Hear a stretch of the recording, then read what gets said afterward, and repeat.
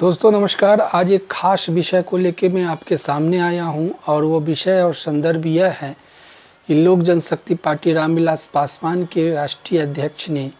आज एक प्रेस वार्ता में ये बातों को सामने में रखा है कि लोजपा को बहुत ही कठिन सीट दिया गया था और विपरीत परिस्थितियों में भी ये सीट लोजपा के प्रत्याशियों ने निकाल के एनडीए के पाले में दिया। तो ये विषय राजनीतिक गलियारों में एक संदर्भ बन चुका है और इस संदर्भ के सिलसिले में मैं अपनी बातों को रखने जा रहा हूं कि लोक जनशक्ति पार्टी के स्थापक स्वर्गीय श्रद्धेय आदरणीय रामविलास पासवान जी के माध्यम से पार्टी का गठन किया गया था और जहां तक मुझे समझ है, बुद्धि और विवेक है, 2000 में एनडीए गठबंधन के तहत उनकी पार्टी ने चुनाव लड़ने का काम किया था। 2005 के 2 चुनाव हुए थे। एक चुनाव उनके ही पार्टी के 29 विधायक के निर्वाचित होने के बाद ताला चाबी के मुद्दे के कारण उपचुनाव हुआ था। तो ये दोनों चुनाव में उनकी भूमिका क्या रही जनता के सामने स्पष्ट है। 2009 के लोकसभा चुनाव में वो आरजेडी के साथ अलायंस में थे और 2014 के लोकसभा चुनाव में वो एनडीए में आ गए। ठीक उसके बाद 2015 के विधानसभा चुनाव में भी वो कहाँ थे ये आप लोग को पता है। 2019 के लोकसभा चुनाव में पुनः एनडीए में आए और 2020 के विधानसभा चुनाव में चिराग पासवान के नेतृत्व में लोक जनशक्ति पार्टी ने बिहार के कई विधानसभा सीटों में अपने प्रत्याशियों को उतारने का काम किया, जिसका सीधा असर एनडीए के पार्टनर जनता दल यूनाइटेड के कई विधानसभा प्रत्याशियों के हारने का परिणाम के तौर पे देखा गया। अब बात करें 2025 में, मैं लोकसभा चुनाव के संदर्भ में चर्चा अभी नहीं कर रहा हूं क्योंकि मेरा संदर्भ विधानसभा चुनाव के संदर्भ में है। 2025 में लोक जनशक्ति पार्टी को गठबंधन के तहत 29 सीट दिया गया, जिसके तहत एक सीट पर नामांकन किसी कारणवश उनके प्रत्याशियों का रद्द हो गया। बचे 2 विधानसभा सीटों में एडजस्टमेंट के तहत यह सीट पुनः जनता दल यूनाइटेड ने अपने पाले में लिया और बचे हुए 26 सीटों पे उनके प्रत्याशी एनडीए गठबंधन के तहत चुनावी दंगल में थे, जहां 19 सीटों पे लोजपा की कामयाबी सामने में आई। अब ये मुद्दा बन के आया कि चिराग पासवान बार बार कह रहे हैं, लोगों को बता रहे हैं, मीडिया कर्मियों को बता रहे हैं, बिहार की आम जनता, हिंदुस्तान की आम जनता को बता रहे हैं कि बहुत ही विकट परिस्थितियों में हमें सीट दिया गया और उन सीटों पे हमारे प्रत्याशियों ने चयनित तौर पे जनता का आशीर्वाद कबूल किया और चुनाव एनडीए के पक्ष में जीत के बताए। अब मुद्दे ये हैं कि जो सीट उनको दिया गया और जो 19 सीटों पे उनके प्रत्याशी निर्वाचित हुए हैं, उसमें सबसे अहम जो मुद्दा है, जो सीट जीतने का सबसे अहम मुद्दा है, वो है माननीय प्रधानमंत्री आदरणीय नरेंद्र मोदी जी और बिहार के विकास पुत्र नीतीश कुमार जी के डबल इंजन प्रयासों का, लोक कल्याणकारी योजनाओं का जिस तरह से जनता ने हाथों हाथ लिया, उसके तहत पेंशन व्यवस्थाओं में वृद्धि, 10,000 रुपया सहायता राशि प्लस 2 लाख की अनुदान राशि, 125 यूनिट बिजली फ्री, उसके अलावा इंफ्रास्ट्रक्चर डेवलपमेंट, बिहार का विकास, अपराध मुक्त बिहार, जीरो टॉलरेंस की सरकार और विकसित बिहार के परिकल्पना के ऊपर नीतीश कुमार की जो सोच थी और नरेंद्र मोदी के माध्यम से जो डबल सोच बनी, उस सोच का फ़ायदा एनडीए प्रत्याशी के तौर पर लोजपा आर के भी प्रत्याशियों को मिला।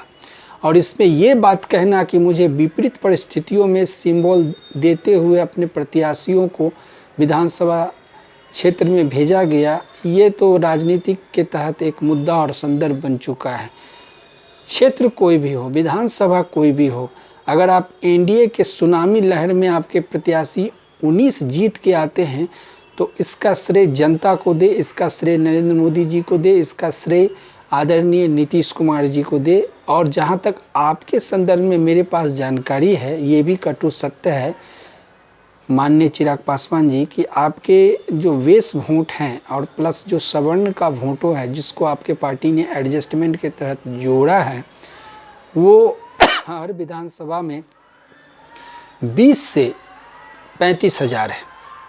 और इसी सीट के शेयरिंग को लेके आपको इतना मान सम्मान दिया गया है।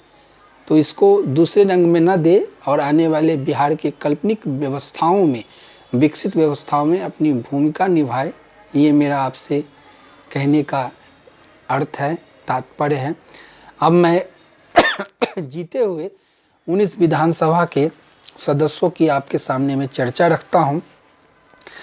जिसके तहत शेरघाटी गयाजी से उदय कुमार सिंह जीते हैं, बोचहा सुरक्षित मुजफ्फरपुर से बेबी कुमारी जीती है, नाथनगर मिथुन कुमार जीते हैं भागलपुर जिला अंतर्गत, सिवान जिला अंतर्गत दरौली से विष्णुदेव पासवान जीते हैं, गोविंदगंज से राजू तिवारी जी जीते हैं जो पूर्वी चंपारण से आता है, पूर्वी चंपारण का सुगौली से राजेश कुमार जी जीते हैं, वैशाली के महुआ से संजय सिंह जीते हैं, बेगूसराय के बखरी सुरक्षित से संजय पासवान जीते हैं, साहेबपुर कमाल बेगूसराय अंतर्गत आता है जहां ये सीट दिया गया था, हालांकि वो लूज हो गया। संगीता देवी की बात करें, बलरामपुर कटिहार से हैं, ये चुनाव जीती हैं, परबत्ता से बाबूलाल सौड़ जीते हैं, उसके अलावा कस्बा से नितेश सिंह जीते हैं पूर्णिया जिला अंतर्गत, विनीता मेहता नवादा जिला अंतर्गत गोविंदपुर विधानसभा से चुनाव जीती हैं, विमल राजवंशी नवादा जिला अंतर्गत रजौरी सुरक्षित से जीते हैं, सहरसा जिला अंतर्गत सिमरी बख्तियारपुर से संजय सिंह जीते हैं, चेनारी रोहतास से मुरारी गौतम जीते हैं, चेनारी डेहरी से राजीव रंजन सिंह जीते हैं, सीतामढ़ी के बेलसंड से अमित राजू जीते हैं, ओबरा औरंगाबाद से प्रकाश चंद्रा और मखरन के साथ बख्तियारपुर पटना जिला अंतर अरुण शाह चुनाव जीते हैं। तो ये सभी 19 के 19 जो विधायक निर्वाचित हुए हैं, ये निर्वाचित कैसे हुए? ऐसे नहीं हुए, आपके 35,000 वोटों से नहीं हुए, ये निर्वाचित हुए हैं नरेंद्र मोदी जी की जो सोच है, जो विकसित सोच है,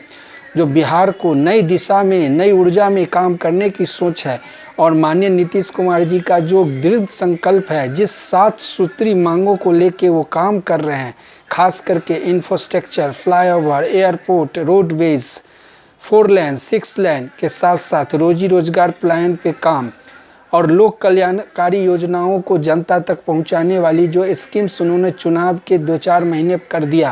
देने का काम किया, यही सब मुद्दे के कारण आपके प्रत्याशी भी चुनाव जीते हैं। अगर इस भ्रम में आप हैं कि आपने अपने बलबूते 19 विधायक जिता लिया, तो ये भ्रम और सपना आपके लिए बहुत ही कष्टकारी हो जाएगा, क्योंकि जब तक आप 1 से 2 और 2 से भले 5 नहीं बनते, तो ये जो कामयाबी मिलती 200 पार, ये संभव नहीं था। इसमें आपकी भी योगदान है, लेकिन आपसे कई गुना अधिक योगदान भारतीय जनता पार्टी और जनता दल यूनाइटेड की योगदान है, जिनके रहमो करम और जिनके अनुकंपा पे आपके 29-26 सीट मिले, और उनके रहमो करम और उनके अनुकंपा पे आपके 19 विधायक भी चुन के आए। अब जो बात संदर्भ में है बिहार के विकास, बिहार के सर्वांगीण रोडवेज विकास, बिहार के ऐसे विकास की कल्पना जिसकी कल्पना बहुत पहले लोगों ने किया था, उस विकास में आपकी भूमिका हो, आपकी पार्टी की भूमिका हो, आपके जो माननीय मंत्री शपथ लेंगे उनकी भूमिका हो, इस पे आप विचार करें और ये तत्व को जनता के बीच में मीडिया के माध्यम से देना बंद करें, जिसमें आपने स्पष्ट रूप से कहा है कि मुझे कठिन सीटों पे प्रतियोगिता करना पड़ा और बहुत ही कठिन सीट हमें दिया गया जहां पे लोजपा का कोई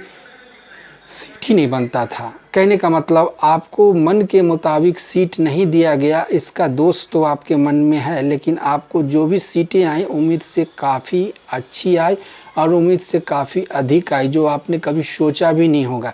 तो ये चीज़ों को आप जनता के बीच में भ्रम के तौर पे ना फैलाएं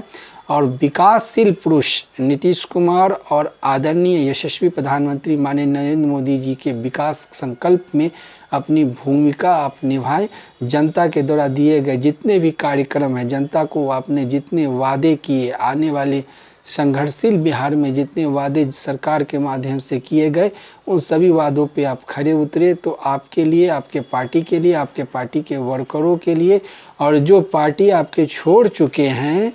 जो बागी बन चुके हैं 2 विधानसभा में, उन बागी प्रत्याशियों के भी अच्छा मैसेज होगा। और जिस तरह से आपके पार्टी के बीच में एक स्लोगन निकल के आता है, मैं बोलना नहीं चाहूँगा लेकिन मैं बोल रहा हूँ, हमारी मजबूरी है कि आपने कॉर्पोरेट कल्चर वहाँ पे लगा रखा है। हालांकि हर पार्टी में ये चीज़ है, लेकिन लोक जनशक्ति पार्टी में इसकी प्राथमिकताएं कुछ ज़्यादा ही दिखती है। मैं बुराई नहीं कर रहा हूँ बल्कि बता रहा हूँ, क्योंकि आपके जितने 19 विधायक चुनाव जीत के आए हैं, ज़रा आप खुद अपने मन पे हाथ रख के बोले, उसमें से ऐसे कितने विधायक हैं जो आपके पार्टी के वफादार साथी हैं? ऐसे कितने वर्कर हैं जो आपके दुख के घड़ी में आपके साथ थे? ये विचारणीय है। आपने जिस तरह से सिंबल दिया, जिस तरह से आपने चुनावी दंगल का अखाड़ा में अपने पहलवानों को उतारा,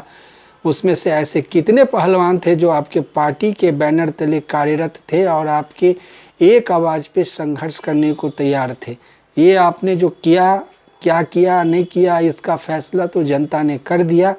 लेकिन अब आगे आप क्या करने वाले हैं ये भी जनता के बीच में आप स्पष्ट रखें और एक कमिटमेंट करें, खरा कमिटमेंट करें, वचन के पक्के बने कि आप एनडीए में जिस मजबूती के साथ काम कर रहे हैं उसी मजबूती के साथ बिहार के विकास में आपकी भूमिका होनी चाहिए।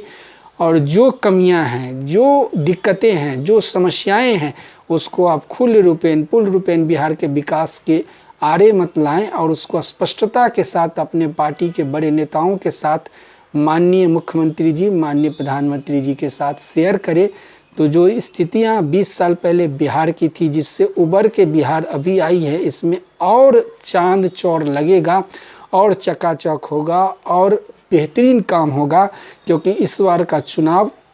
विश्वास का, विश्वसनीयता का और माननीय मुख्यमंत्री जी के किए गए काम के मेहनत का मेहनतनामा है और इसका श्रेय कहीं न कहीं सभी लोगों को जाता है और आपको भी जाता है। इसलिए आप इस विकास के रथ में बाधक न बन के साधक बने, यही मेरा संदेश है। दोस्तों, आपको मेरा वीडियो कैसा लगा इसको आप समझें, इसको सब्सक्राइब करें और अपने व्यूज़ रखें। और एक बात और मैं कहना चाहूँगा कि हमेशा मैं अपनी जो वीडियो बनाता हूँ उसको बहुत ही सरल भाषा में बनाता हूँ, बिना किसी आव भाव के बनाता हूँ, बिना किसी थंबनेल के बनाता हूँ और बिना किसी आउटलेट फ़ोटो या वीडियो को डालते हुए बनाता हूँ, क्योंकि मैं बहुत ही सिंपल सा रिपोर्टिंग करता हूँ, ग्राउंड की रिपोर्टिंग करता हूँ और ग्राउंड की जो आवाज़ें हैं, जो संघर्ष की आवाज़ें हैं, उसको अपने वीडियो के माध्यम से बताने का काम करता हूँ। दोस्तों, मेरा वीडियो कैसा लगा इस पे आप पुनः अपनी बातों को रखें और मेरा जो चैनल है पार्थ खबर उसको सब्सक्राइब करें। आपका दिन मंगलमय हो, बिहार के विकास में आपकी भूमिका हो। जय हिंद।